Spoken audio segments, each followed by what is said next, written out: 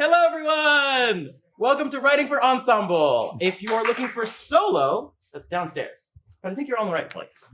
A little couple house rules. So feel free. It's like fluid if you need to step out for a second.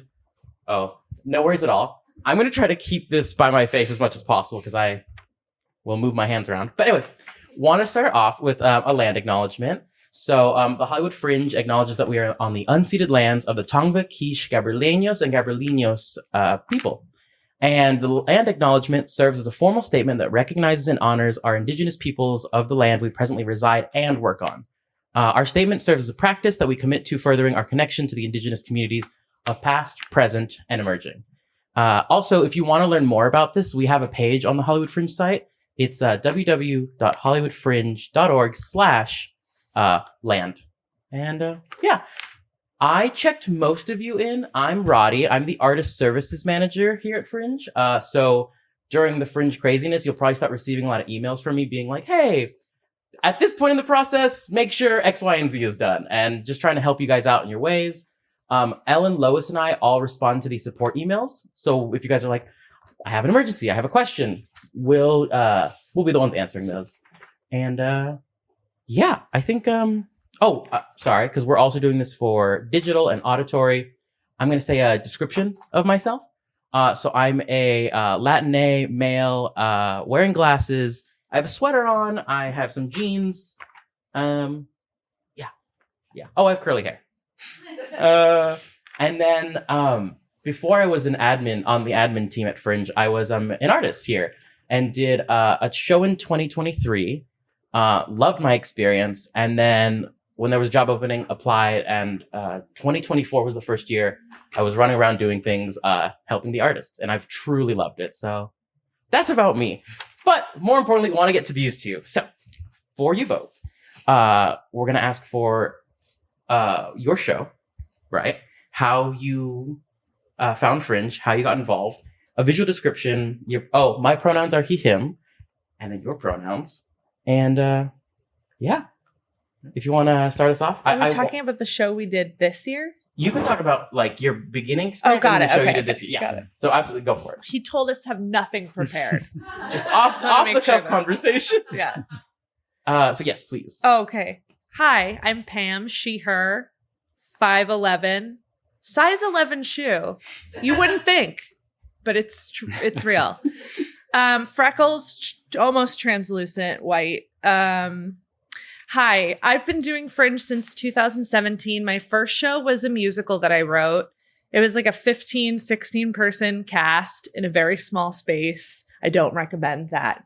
That facial expression is appropriate. It was a lot. But I've done musicals. I've done comedies. We did a 2-person show last year. I've done cabarets. I've written all of them and performed in them as well. Producing is my least favorite part of Fringe, but it is a necessary evil. Is that it or more? If you could include the I'm name. a Leo. Oh, great. That's fantastic. That actually was the thing the we were names missing. of the shows. Yeah, if it's all right. Okay. All of them? I mean, you could do last year. You could do all of them. Last year I did a show called This Show is Surrounded by True Events, and it was a very dark comedy, but a 2-person show under the 2-person show category. And it was just the two of us. It was about innocent people in prison. It's a subject I'm very passionate about. I have been since teaming up with the Innocence Project in 2013 with a similar concept. And that's the kind of cool thing about Fringe is you can take stuff you're passionate about and you can write, or you can I wrote about social media 2 years ago. I'm not very passionate about that, but you know, it runs the gamut. But This Show is Surrounded was my show this year. Oh, thank you so much, Pam. No problem. Edward, please take it away. Edward, he, him, Aquarius, 6 feet, blonde hair, beard. Yeah. And what were the other questions? How did you get involved with Fringe or what your But show more is? importantly, shoe size. Yes, 11 as well. Great. Yeah. We could trade later. Well, this year, 2024, was my first and only experience with Fringe. I got into it because my wife had stage managed a show in 2023. And so it kind of got the theater bug back into me because I started in theater over 10 years ago. And I've since been more in film and television, and the call has been there. So our show last year was a farce, 10 actors and a puppet. Don't recommend that either. It's a farce set in 1963 Havana, Cuba. And it's slapstick humor, spit takes, slamming doors, and a dead Fidel Castro puppet. I loved that show. Thank you. I did. I was on you can also be a judge too for Fringe. You'll get into that. But I was a judge for the writing at Fringe last year, and your show won. Yeah, that was. You're welcome. Thank you. And yeah, it was a really fun experience. Yeah. Amazing. And yes, I was very lucky to see both of these shows during Fringe, which there are, I think the stats were there were 380-ish productions. It's not possible to see everything, and I really wish I could, but I was lucky enough to grab 2 tickets to both these shows, and I had a delightful time. And I really wanted to jump in about timelines, writing timelines. And specifically about these 2 shows, since, there's a pretty hard day of June when performances come in. What does the timeline look like from inception to presentation? For us specifically, I mean, I collaborate with my wife a lot on it since she's of Cuban descent, so it was more for authenticity. We had started in maybe mid-October, knowing we wanted to do something. And just trying to come up with some sort of an idea. The show that we presented was not what we first came up with. So really the timeline, I'd say, was maybe about 2 weeks, just coming up with, let's do something big, let's do something fun, let's do something a little crazy, outrageous. And this was before the puppet. The puppet was a last minute thing where an actor dropped out and in like April, and we had and my wife made the puppet in like 2 weeks, and it was crazy. So yeah, from conception to writing it to outlining it, I would say maybe a month and a half. The actual writing was maybe 2 weeks. It was more, especially with a farce, I think it was more time just seeing this happens, this one up, because for a farce, it just had to be nonstop like that. So more of the outlining took much longer, maybe a month, and then the writing 2 weeks. Yeah. Gotcha. Yeah, Pam, what about yourself? I would say during Fringe, I think of about like 6 or 7 shows I want to do next year. And then about October is when I start writing the winner, or like 2 of them. And then whichever one keeps going, that's the one that I force all my friends to do table readings of. David's been forced. He knows. Awesome. Because you both have ensemble shows and because you're all in the ensemble space for this, does your approach to, because you've been doing theater for 10 years, outside of Fringe and at Fringe, is there a shift that you're going into when you're writing and to present at Fringe for an ensemble show? And then what is that? Less is more. Okay. Yeah, I mean, at Fringe, you could come on in. You come on in. At Fringe, you can... when you do your show, there's a show coming in right after you. Literally, you have 10 minutes to strike your set. So writing the piece for Fringe is very specific than writing it for an actual run that you're doing at a theater. Less is more is a big rule for Fringe, I think. Yeah, I agree. I think what helped me the most was I wrote for a specific theater. So I knew the space. I knew what we would have to get out of there as fast as possible and in. And so yeah, knowing the space, touring theaters, going to see other shows, and then writing for that space was the most helpful. Like it helped just the structure of, especially for a farce with different entrances and exits. Knowing your space is really helpful, especially for what your limitations are. Brilliant. Yeah, and both your shows had because you're so right, when less is more, especially at the Fringe with that time constraint. Both of yours had such elegant transitional moments where you're like, oh, we're going to jump from point A to point B. Was that something that Well, you... that's the other thing. Yeah. So you don't get a lot of tech time. We were really lucky because we've been doing this for so many years that we knew the people at the theater. So they were able to we were able to negotiate some extra time. But you really want to keep things simple, but also inventive. So with the limited time that you have to do tech, go into that tech knowing exactly what you want. And then the stage manager that you're assigned will be able to kind of either lower your expectations or even kind of design with you and come up with stuff. Yeah. A lighting change can do a lot of heavy lifting. Yeah. And then just the creative solutions. I had no idea that an actor dropped, and then that's how the puppet came to be, which is like just such a fun workaround. Like that puppet was it was fortunate. It was just a different Fringe show wanted him more, and we just had to. Oh wow! It was obviously for Fidel, and it was hard to find an actual Fidel. So it's true. So he made him up with Fidel. Fantastic. Edward, we actually spoke right before the panel when I realized, we need to start the panel about editing. And I want to extend this to both of you, which is I'll do the blank and then we'll dive in deeper, which is like, when is the work finished? I'll let you know. Soon. Soon, okay. Any day now. During rehearsal and even during some productions, I would lean over to my wife, who's the director, and just say, we should change that line for the next show. Like it never stops. And it sounds bad, but if you're really into the show and it's something you're really passionate about, it's just you want it to be perfect. You want to fix it. You want to make sure that it's working correctly. Throughout rehearsal, especially for ours, jokes just came out of nowhere from the actors, from improvisation, just from mishaps that happened. Like when somebody couldn't do something physical, I'm like, well, why can't that happen? Why can't she do that? And so we kind of use that. We kind of lead into that.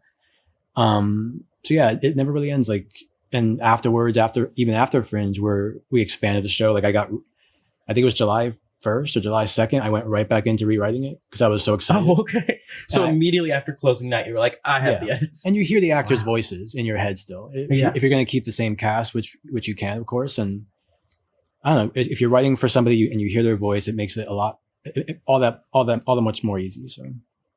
Yeah, if Fringe is the first place that your script is being done, like they mentioned earlier that a lot of shows are already on tour or they've been having performances. Usually those are pretty locked in, but if Fringe is like the premiere of your show, it's going to be a workshop process no matter what.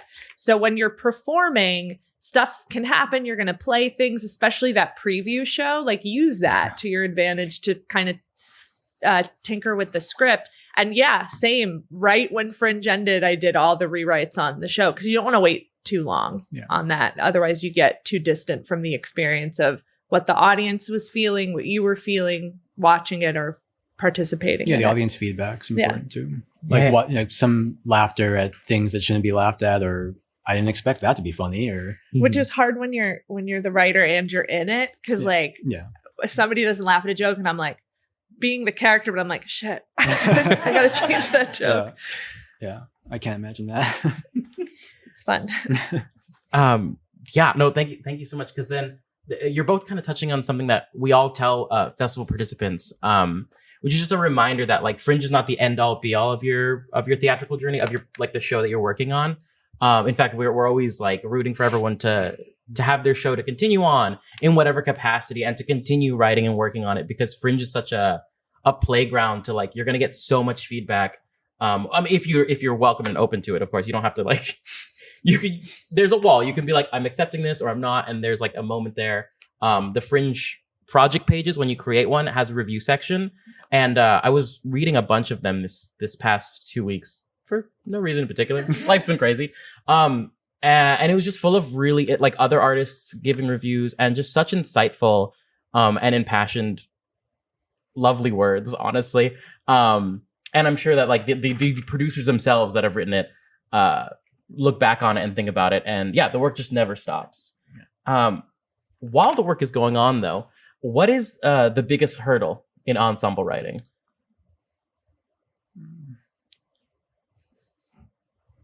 I mean, keeping track of the characters for me, at least, especially for 10 people, just or knowing when to stop. I think because I wanted to keep adding characters, but then you have to remember limitations and yeah, just I think serving each character properly, like making sure that they're there for a reason. Because if you don't want a character who exists and doesn't really have a point of being there. So I think the biggest hurdle is making sure you serve them all equally.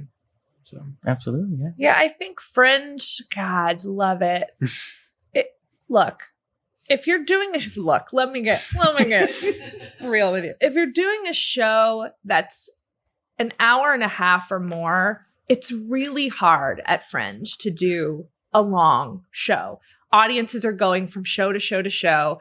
Then they check their schedule. They're like, oh God, this one's an hour and a half. And they've seen some bad Fringes as mix of great shows and bad shows. They've seen some bad long shows and you got to sit there and it's hard. So I think when you're writing the show, keeping in mind to try to keep it around an hour, even though it's a big cast, I think an hour to an hour and a half, not over an hour and a half, is your best bet. Because the audiences are made up of Fringe participants. At the end of the day, like your friends and family comes, but the participants are your major audience members, and they don't want to sit through a very long show. Yeah, that was my biggest worry, is just seeing the page count go up as I was writing. I'm like, I should end this. I should end this scene, and it's getting too long. End it. Is this 50 minutes? Is it 60 minutes? Then we would do all these time checks and all these read-throughs of just me and my wife reading it back and forth to each other, trying to hold for hopeful laughter. And, Hold for laughter. It always ended up being longer. So Yeah, I think that's such good advice, because aside from quality of show and audiences going, it's a really fast paced environment where one theater will have maybe 15 shows in a day, just back to back to back, and like you don't want to go over your loadout time or even your planned like show time, because you're cutting into your fellow artists' next load in, and it is chaotic. Fringe, I don't think there's any other theater like environment. I think the Fringe festivals in general, they run like tight ships, where if you have a show at 10 p.m., it's gonna start on the dot. They'll turn the lights off on you. I've seen it happen. It's really awkward. I want to jump back to the creative process, because both of you were saying it starts around October, and obviously these are like loose timelines. No, if you haven't started yet, then no. Then don't do it. There's still time, I promise.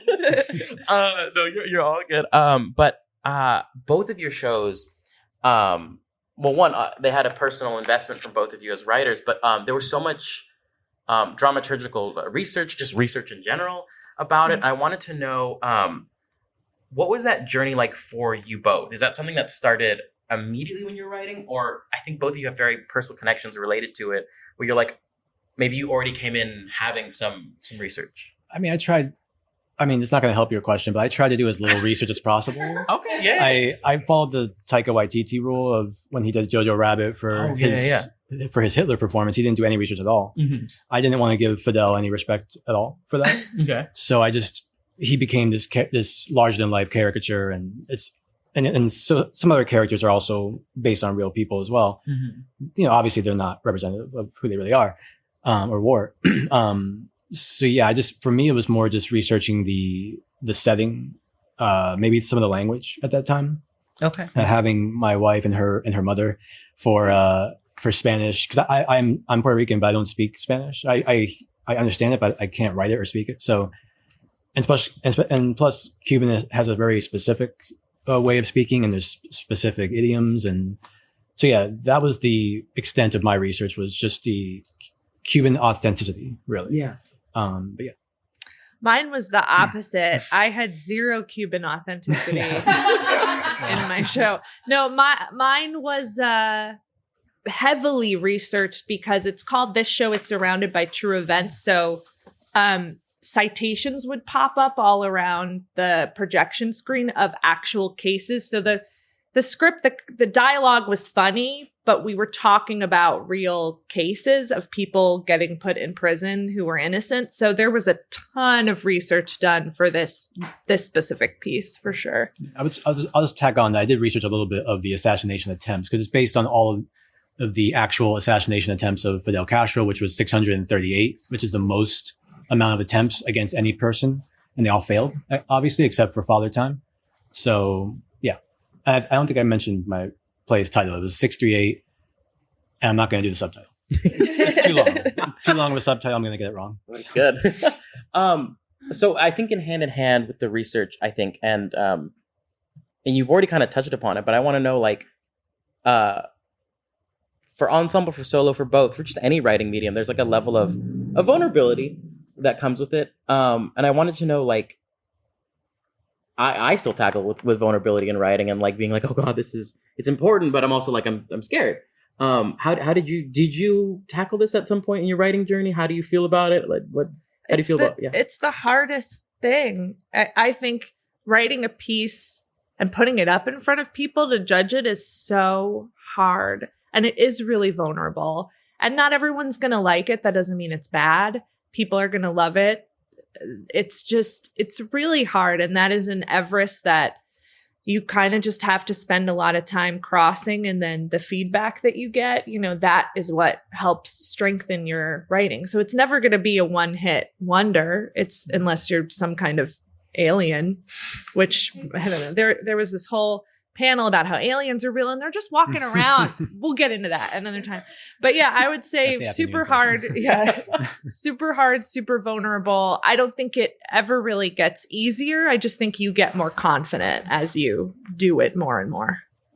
Yeah, I agree with that. I think early on starting, it was just, oh God, what are they going to say? What are they going to say? Yeah. But after, 13, 14 years of doing it, it's, you have to be confident in yourself. You have to trust that what you've written is good, because if in your point of view it is good and it's good to you,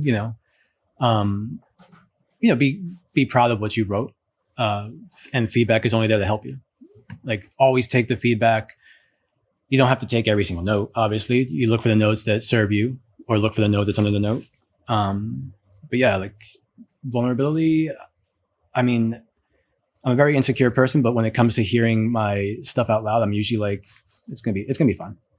I don't know. That's one place where I'm usually confident, but always surprised when it's not fun.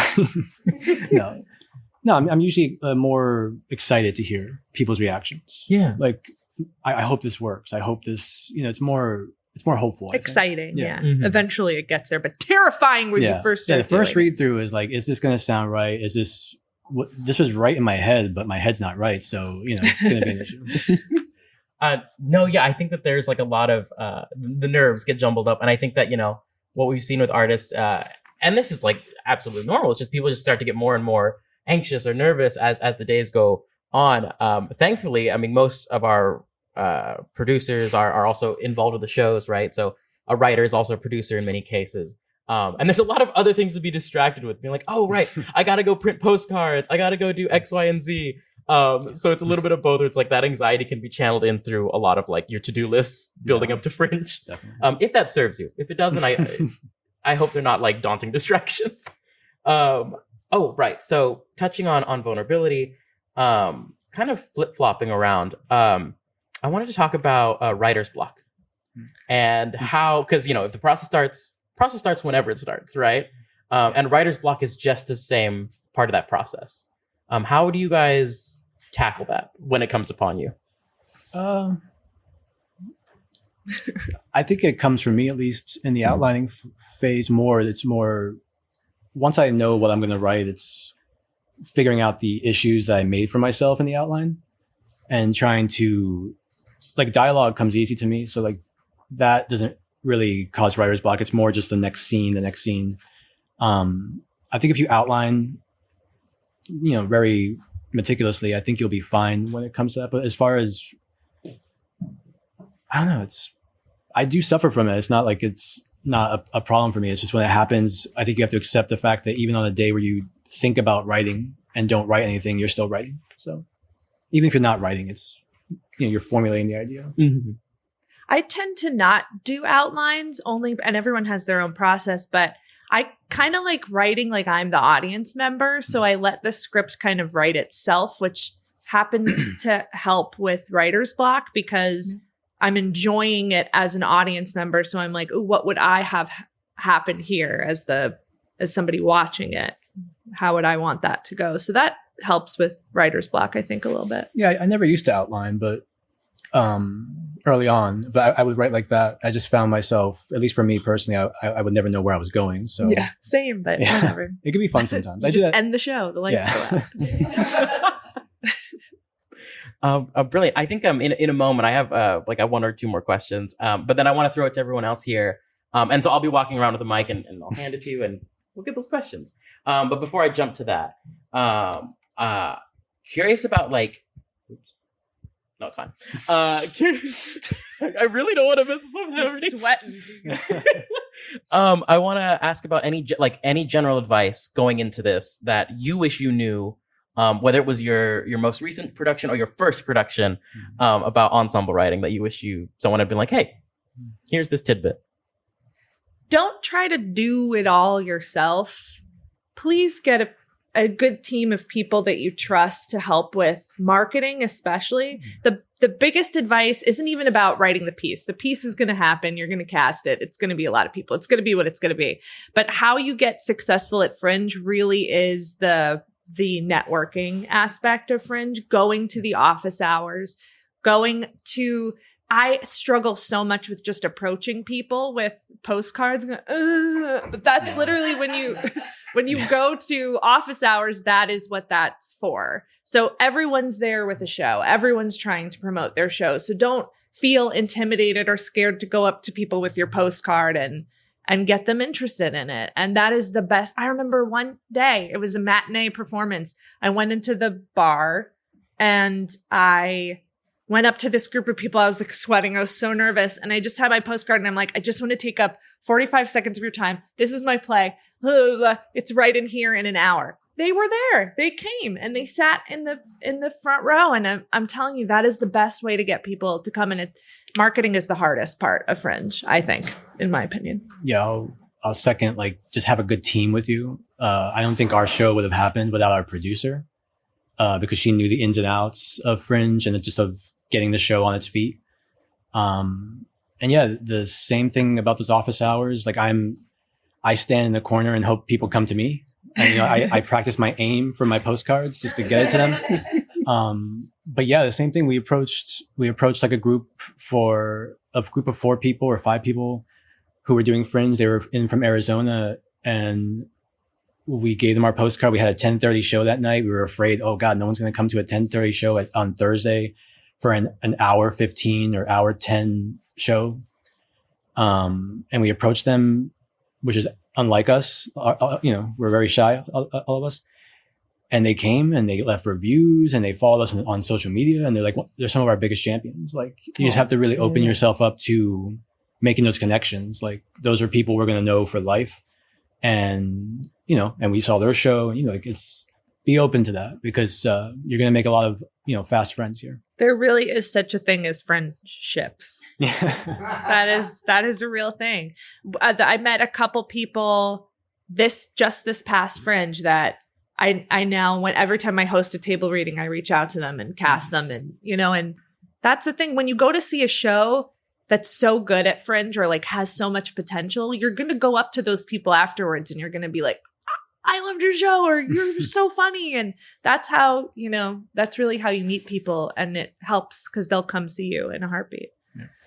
Yeah, absolutely. And it's, because Fringe is this whirlwind, but there are so many things that happen post Fringe that just through connections that are made. And I think that's the friendships that last really do. The Hollywood Fringe Festival is there's a big majority that's pretty hyper local. So a lot of the artists you're meeting continue to work in Los Angeles. And so I know of a handful of pockets of writers that got together during Fringe, like amidst the end. And to this day, they're still in like writers groups sharing their work. And I think that was the biggest thing for me as well. Like, before being an administrator, being an artist, being very scared to hand out postcards, being very scared to like jump into this big fishbowl. But like finding that community that you can always rely on or like ask questions to was, and still is, such a rewarding part of the job, or just part of the experience of like connecting people with each other, but also just seeing it happen organically. Yeah, thank you. I love it. But I'm going to turn over to you guys. And I guess we'll do like hand raising system, and I'll just walk over. Yeah. I don't see. I trust everyone's catching ability. I can't throw to save my life. I think Lois told me that. I think so. But also, so like, please say your name, your pronouns. Also, like the show you're working on. It's if you have a name, a name for the show or like pending title, whatever it is. But thank you very much. Hi, Jonathan. He, him, Leather, the musical Parodies Lost is tentatively the title right now. Cool. Question for you guys. So one, I was hoping maybe you could talk through like your casting process and like how, and that kind of timeline for that and how that worked. And also, how does it work out with rehearsals and rehearsal spaces? Are you just doing it at home or finding a spot basically wherever you can make it work? And what was your process like with that? Thank you. All of the above. Yeah. I mean, wherever you can rehearse. Obviously, you have to budget in if you want to be in a space. Maybe you have a connection somewhere. We were breaking into schools. We were just finding backs of restaurants like that have a private room that might be that they're not. You could really think outside the box with rehearsal space and stuff. For casting, honestly, sometimes when I'm writing it for people that I've met throughout the years at Fringe. So that's part of the casting process. But I would say to start your rehearsal process probably towards the end of April, I feel like. Yeah. Right? I think for us it was a little mid-April just because we had a bigger cast. Yeah. So casting, having it cast by March, is probably a good idea. But again, every show's going to be different too. Yeah. Second, for the rehearsal, obviously with a big cast, it was a little harder. We were in church basements. We were at the AFI, which is my alma mater. We booked a room there. Thankfully, we did it in our apartment, our 1-bedroom apartment with 10 actors. It was very hard. Anywhere you can find it, because you're not gonna really have time in the theater to do it. No, they don't give you time in the space. So keep that in mind too. That your tech rehearsal. I think you get 2 blocks of tech usually. Yeah. So you're going to want to do the lights on that first one and get the cast in on that second one. Yeah, I would take pictures of the theaters too. So your cast knows where you're going to be, because we had a very hard time reminding our cast, like there's a door here and there's a little divot here, so. But contact your space after you book the space, contact them, see if maybe they can squeeze you in on a Tuesday night or something like that. You never know. And really those rehearsals in the space are so valuable too, if you can get them. And late Feb, early March, we started casting. But I also wrote it for a few of the 10. I wrote for people we knew from like college. I'm like, oh, they're gonna play one of these roles, so. Brilliant. Yeah. Thank you. I'll pass it right next to you. I just want to add, so registration for shows opens up February 1st. And well before then, we're working on a participant packet that has like a bunch of resources. And one of them does talk about reserving like rehearsal space. If you want to go into a theater space and like a living room or that kind of space just isn't available at the time for you, that packet will have discount codes that are specific to Fringe participants. So like there are a handful of theaters that have opted in, and they offer discounted rates for their rehearsal spaces. But also, can you name what spaces you were in? I didn't even ask, and I know, but like everyone else should know. Yeah, we were both at the Broadwater. You were in second stage, and I was in the Black Box Theater. Mm-hmm. Yeah, can't speak highly enough. Broadwater's awesome. Plus, there's a bar right there. Yeah. That's a good bar, too. and every space is different. Every theater, I should say, is and their spaces are all different on what they do with their rates and their pricing. Right now, there are venues listed on the Fringe site. We're adding more right now, which is always very exciting. Also, for casting, all other participants have gone through like backstage for like an open, as long as, and many artists will recognize Fringe as long as like you're putting like, oh, Fringe. It kind of gives artists an idea of like, oh, this is what the process will be like. So yeah, I just want to throw those two things in. But yeah, you have questions. Hi, my name is Amalia. She, they pronouns, and I'm working on a project that would be a 1-song jukebox musical called Crazy for This Girl, featuring only the song Crazy for This Girl by Evan and Jared. I was wondering, I guess it's two questions. One to the kind of rehearsal process. What was the time commitment you asked of your actors? How many rehearsals did you have overall? And then secondly, what were your budgets, if you're comfortable asking? Well, there's the time we asked of them on paper. Yeah. And then there's Which answer do you want?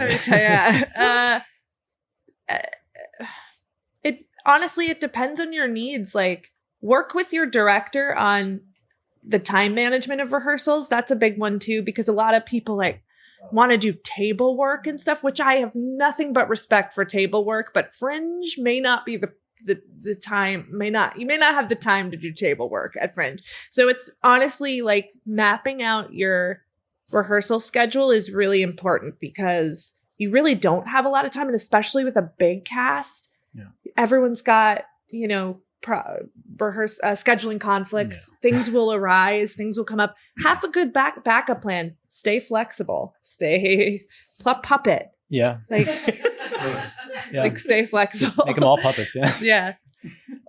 Yeah. For us, I think it was just, I was amazed at how much they committed, really. I think they really believed in the project, and we just found a good group of people. But we had maybe 1 or 2 rehearsals a week for maybe 6 to 7 weeks. Mostly one, more towards one.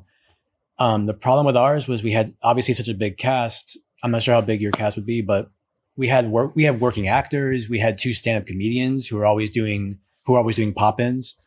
So like their schedules were, dynamic. So we had to be dynamic with just, let's do this scene tonight, or this person's going to take a last minute vacation. We'll do his scene, next week. It just be flexible and get the rehearsal in that you need to get in, and it'll all come together in the end. It's just be flexible and just really plot it though. Like my wife handled the rehearsal schedule, and I still think she like beautiful minded it, like figuring That's out how you everyone. have to do it though. Yeah. And our budget, I'm not sure what our budget was. I know our crowdfunding was about $4,500. I'm not sure if I know. I think we were under that. So we came under. So. Oh, you were part of the show? Yeah, she's my wife. You're the wife. Yeah. She's wearing a lovely green top, jeans. Looks to be about a 7.5, 8 shoe. Am I right? Oh, hey, welcome to that bracket. I'll also add for budgeting. We have a page. I'll dig it up and I'll send it in like a recap, or we can connect after. There is a page on the Fringe site that has some examples of budgets from previous years that are quite recent, I think. So that's also super helpful. You just copy it and like look at that template. Yeah. Are there any other edits? Brilliant. Wow. Watch your stage. I just tumbled. No, yeah. We have a lot of Fringe to do. Yeah. There you go. Hi, my name is Scout. She, her, size 10 shoe. And the tentative title of my show is Bright Heaven of Invention. It's about a group of artists committing church tax fraud. But my question, actually, those were great questions, both of you. I wanted to know all of that. But I'm also curious about finding a director, building a relationship with your director, and then how the two of you split the duties of interpreting the script and working with your cast. And how do you interpret that vision and kind of collaborate that way? I'm going to let you go first. Well, for me, I went out to the kitchen and I can speak to the division of like the workload and stuff. But finding a director, obviously, it was just a collaboration of the idea to begin with. But the division of the workload was just, I didn't want to step on her toes for directing. I've directed before. Like, I know a lot of people think you guys are married and you're working together. How are you guys doing that? No, we know, we respect each other's boundaries. She knows I'm in the background looking to see like, oh, that's not really right. And I'll tell you later. Or I'll give her the stupidest idea because we're doing a stupid show to begin with. And I'm like, yeah, we can reference like vegetables as sex tools. Let's do it. Let's go for it. Like, I think it's just knowing your boundaries with your director. If it's a stranger, I can't really speak to that, but I think it's just knowing what you're willing to give up to them, and just trusting that your vision is represented as well as it can be. Yes. No. Brilliant. Okay. So there is a couple of Facebook groups for Fringe. One of them is going to be called probably Hollywood Fringe 2025. And then there's another one that's just called Hollywood Fringe. I think any Hollywood Fringe groups, join them on Facebook, because you can make a post that's like, hey, I'm looking for a director for this piece, or hey, I need somebody to design the postcard. Anybody. A bunch of people check that. It's also a great place to network with people in the festival too. And I'm sure there's other resources, but I just use the Facebook groups. But being a writer and being in the piece is takes a lot of like compromise. You have to be willing to compromise. A director's going to have a vision and they're going to do what they're going to do. And you're handing over your piece and you have to kind of take your writer's cap off and put on your actor cap and just be an actor. However, it is a workshop process. So I would say if you're a writer participating in this, you should feel free to make changes up to a certain point. And that you should communicate with your director about going into the process and saying like, by this rehearsal, no more script changes. By this, blah, blah, blah, have those deadlines and boundaries worked out with your team. Yeah. But also make it very clear to your actors joining this process that things are going to change. So you have a script, but once we see it up on its feet, we may feel differently about the scene and so have a flexible cast too. Definitely. Yeah. Our cast had to ask me to stop making changes at one point. Yeah. I'll also add, Pam, because you're touching on the Facebook groups. What comes to mind is there's absolutely going to be, because there always is, a 2025 one. There's also there's a Hollywood Fringe official Facebook group, which is also super helpful. A lot of Fringers are in that one. There's an unofficial one called Fringers Alliance, I think, that we include in the packet as well. I didn't even know about that one. Yeah. And it's always very fun because they'll break out into messaging, and especially during the festival, they're like, oh hey, like I have a show at this time, and is anyone able to come in, walk in, and come see it? Your venues too will have a group most likely, or an email chain they might start, and that's always a really good thing because people who finish their shows and go to the bar for a beer may line up with your show. I always throw in they go to the bar with a beer because that's my Fringe experience. To each their own. But you may want to talk to somebody who's performing in your venue because then that's convenient for them to go see your show at the same venue. Yeah. Yeah. Sorry, I turned my back. Oh, brilliant. Here you go. Hi, I'm Hannah. She, her, size 6. I love that we've made this a part of the day. And my show's tentatively titled The Night at the Neighborhood Council, based on my 2 years as an elected official in Los Angeles. It was fun. But I have sort of 2 questions. One, I think, more simple, and the other maybe larger. One is just we've talked about cast sizes that are too big. If you could go back and write your first Fringe show again with the correct cast size, around where would you put it? That's the thing. Like, It's show dependent. yeah, it's show dependent. Like, I wouldn't change a thing. It was chaotic. It was crazy to utilize that small stage with that many people, but it was like a lightning in a bottle experience. So you never want to, like I said earlier, be flexible. Like, you never want to go into something going, this is exactly how it's going to go, because chaos can sometimes lead to some really brilliant stuff too. Yeah, I wouldn't change the cast size. But you had more to say, and I interrupted you. I didn't know. I had one other question, because this is the one that's giving me the most anxiety. How did you juggle making money and also doing Fringe for 6 months at the same time? Oh, like a job? Like a job, Oh, okay. yeah. I mean, I was lucky enough just to have a day job working as a story analyst at Sony Pictures, so I was fine. It was throughout the time. So, my wife was unemployed, so I'm not sure how she made money. But yeah, I'm not sure. I have every little girl's dream job. I'm an HR rep for a law firm in downtown LA. And with a schedule like that being 9 to 5, you start rehearsals at 7 and you do the weekends. And most people can they know when they're signing up for Fringe that's kind of generally the deal, because it's going to be 50-50 of people auditioning during the day. Maybe they bartend at night or waitress at night. So it's literally the schedule is your key to success for just staying organized and looking at everyone's conflicts like a puzzle and just putting the puzzle together. Yeah.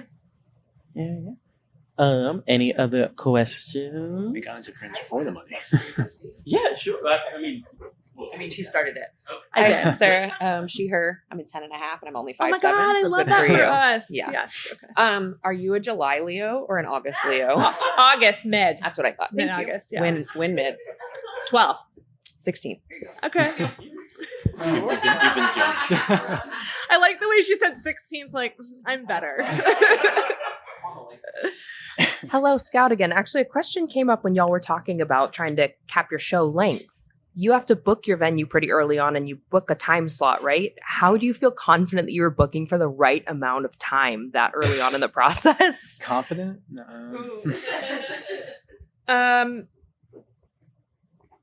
No.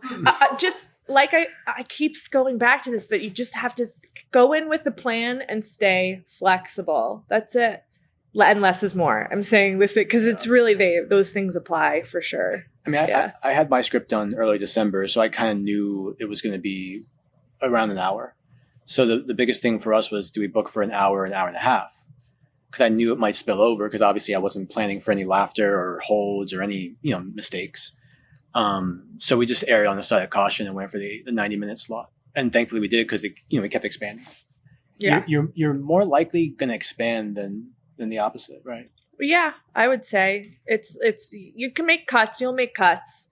So if your show's just over an hour, say it's an hour and 20, because it gives you that breath. It gives you that under an hour and a half sparkle. And you want that time to load out as well. And you want the extra loadout time and preparation time. Because that's crazy. The load in, load out. It is just nuts. Running down Santa Monica Boulevard with a clothes rack and trying to get you had through a lot of props too, yeah. And just trying to get through the next show's audience, and you want to obviously mingle with the people you invite, with the people you see, and it's like you have to tell them at the end of the show. I'll be right back. I gotta go put this away, or like I parked 3 blocks down. Like, stay here, stay. Literally, every we'll be at show the bar. We'll be at the bar. We'll have a curtain speech where you tell the audience, "Get the fuck out! There's a show coming." Like you're yelling at your audience. If you want to talk to us, out.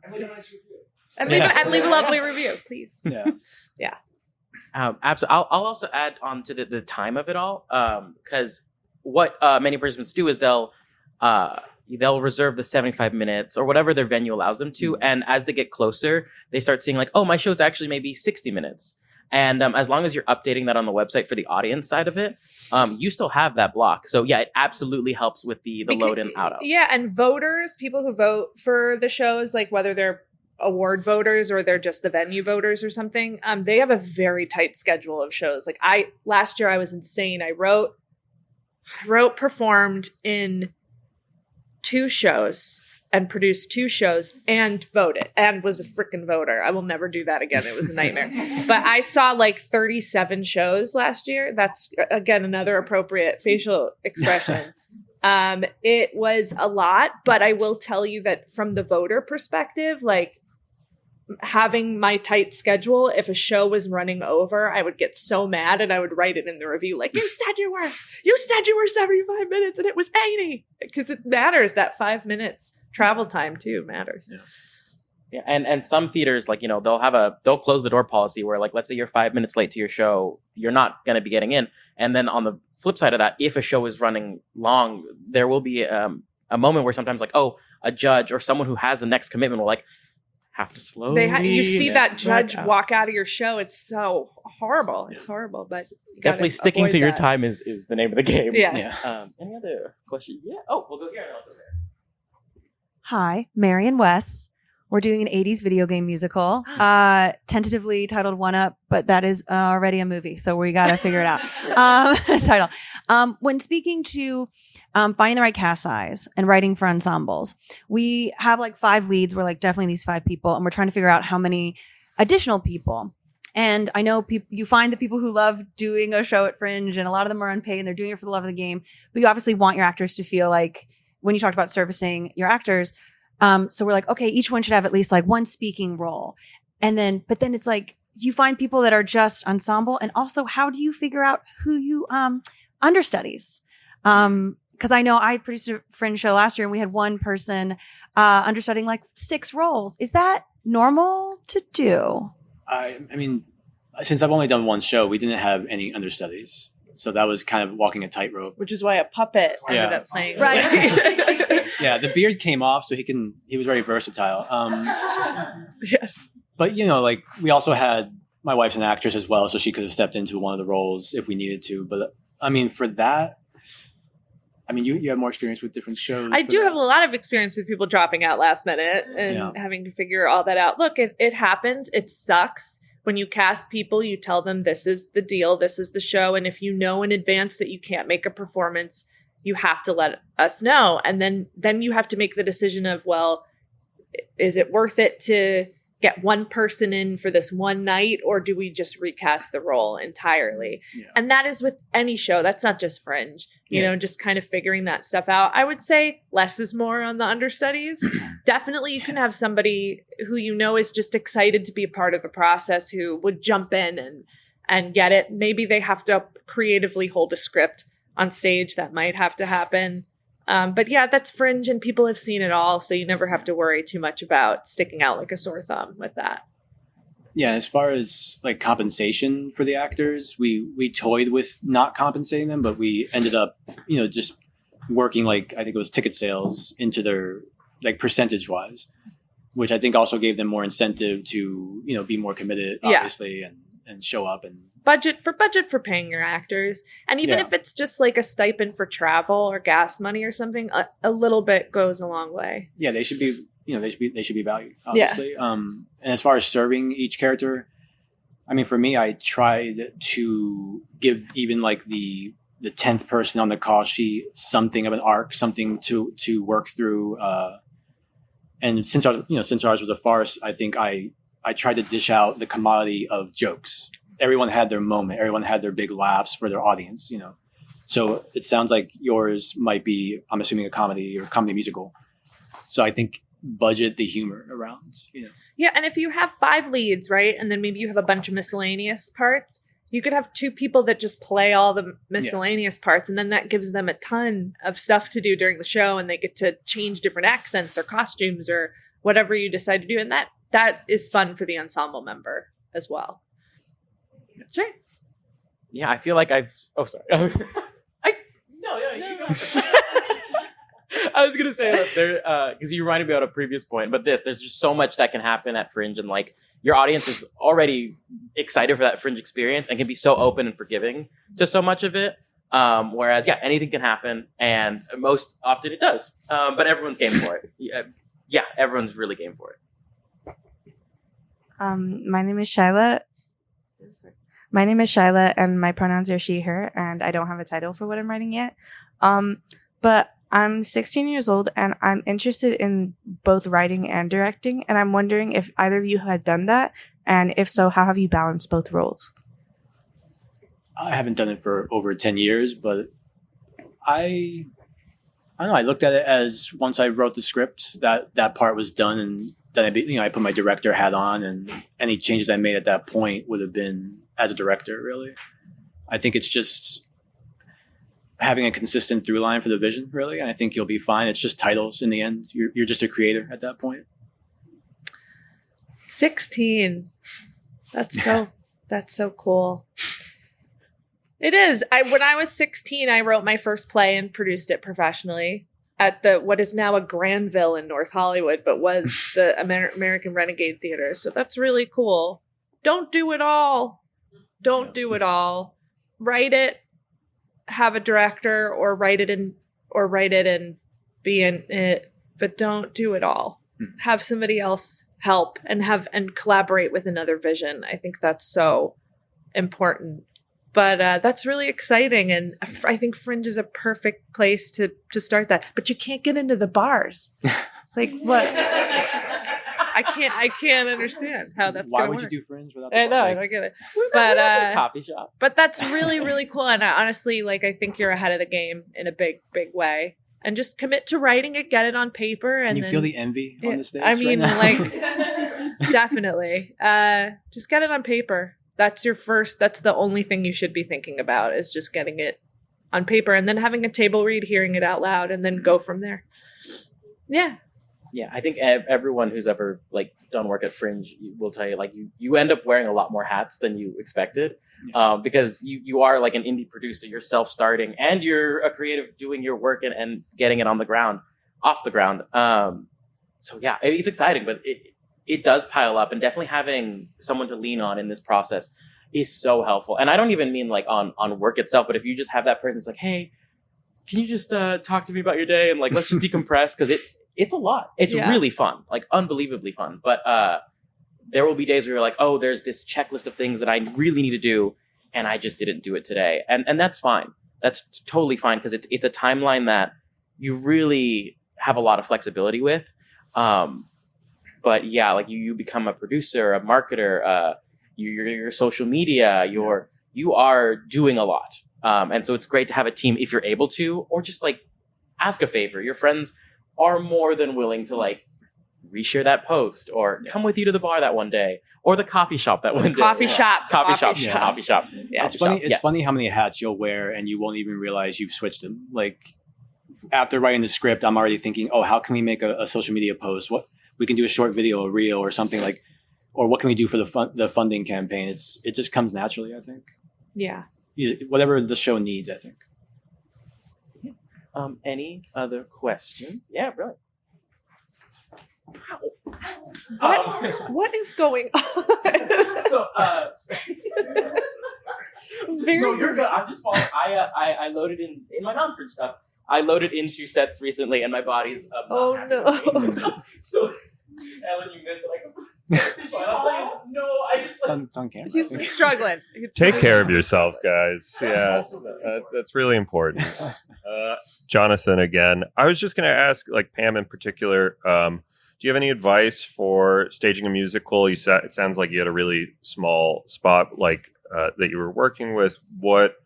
Maybe what are some things you came up against while trying to do song and dance numbers, and maybe in tech as well, that you would recommend, looking out for, maybe even in the writing process?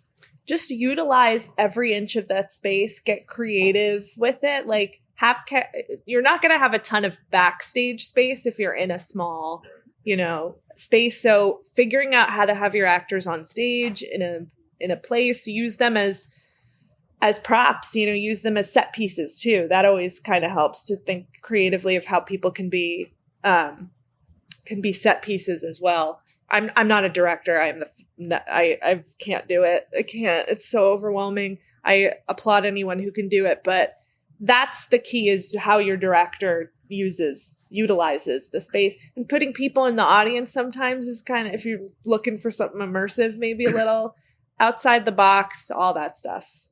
Yeah. Did you work with a choreographer? We did.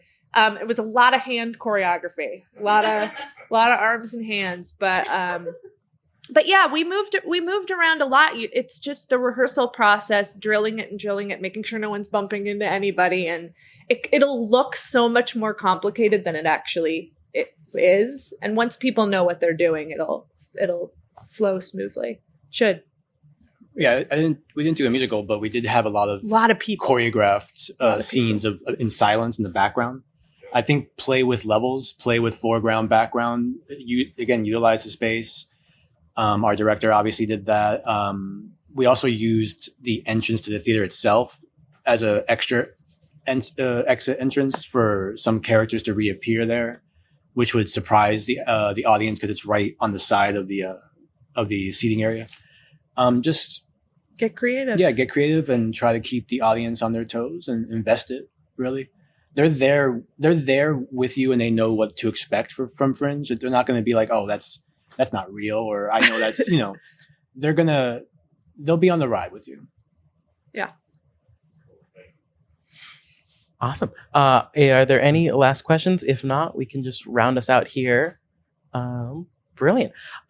Edward and Pam, because I know we spoke really briefly, Edward, about the show coming back. If you could just briefly talk about that to round us out, and then Pam. 638's coming back. We haven't announced it yet officially. Just now. No, we're super, super excited. The puppet's excited. He's creeping me out from our closet. I hear him ready to come out. It's coming back in late January right now, tentatively. You can follow us at Instagram, 638play. It's a super fun show. It's a bunch of Latine talent. They're funny as hell. I can't believe they're with us. Like, I cannot believe they're not cast in like the big budget movies right now and TV shows. They're so good. It's a fun hour-and-a-half romp. There's slapstick. There's spit takes. There's switcheroos. There's a puppet. So yeah, it's super exciting, and I hope to see you guys there. And I'm so excited for it to be coming back. Like, I've been asking my wife, like, when can we book a theater? Can I finish the rewrites in July? And I think it's so much better than it was before. And it's, I've been a writer for 15 years, and this is the first thing I really feel like is really good. So, is it a question of the piece that I just did? What? No, I think all your work is really cool. So if anything is coming on, do you have anything for 2025? Oh, the answer doesn't have to be yes. 2025. I'm working on a drama because I've never tackled the drama category before, but I'm a comic writer first and foremost. I don't know if you guys picked up on that.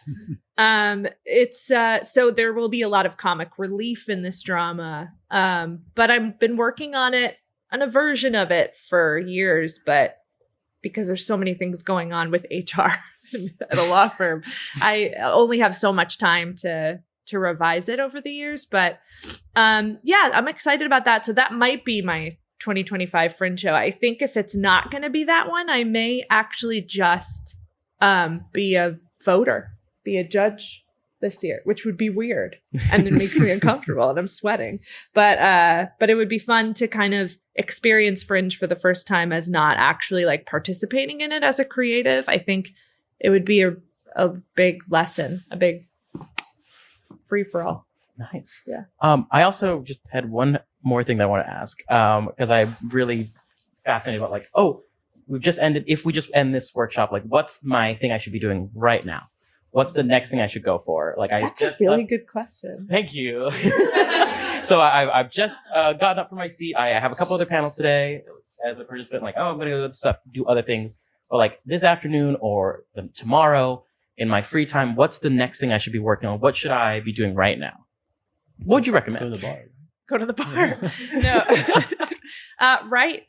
Just make sure your piece is written. If your piece is already written, start thinking about who you might want to direct it. Then the next step, I guess, would be casting. Start thinking about how you want it to look visually. The postcard is a big deal because there are hundreds of postcards at Fringe, and you want yours to stand out. You want yours to look. See it over and over again. Yeah, you want it to look really professional, really good, and that's where a lot of your attention should go. And those three things. I mean, the venue's going to come, in January, February. But right now, focusing on the actual material is the most important part. Yeah, just be writing and finding your team. If it's not just going to be you, but it shouldn't be. Just perfecting it as much as you can at this period. It's going to change anyway, but just get it to a place where you're happy with, and then get your team. Also, does anyone have the score of the Lions game? Okay, come see me after. Yeah. Well, awesome. I think that wraps up for today. For this session. There's so much more stuff happening today. I didn't mention it, but I'm a size 10.5. Oh, cool. You are? Me too. We'll talk after. And so in this room, coming up next is... Oh, shoot. You are too? It's weird to walk into without knowing. Part of the intros. Up next in this space, we have a discussion on immersive theater. I need to look this up really quick. Oh, you're good. Immersive theater. And then in the lower stage, we're going to be talking about writing for the stage you're at, because different theaters, different spaces. I'll be moderating that one.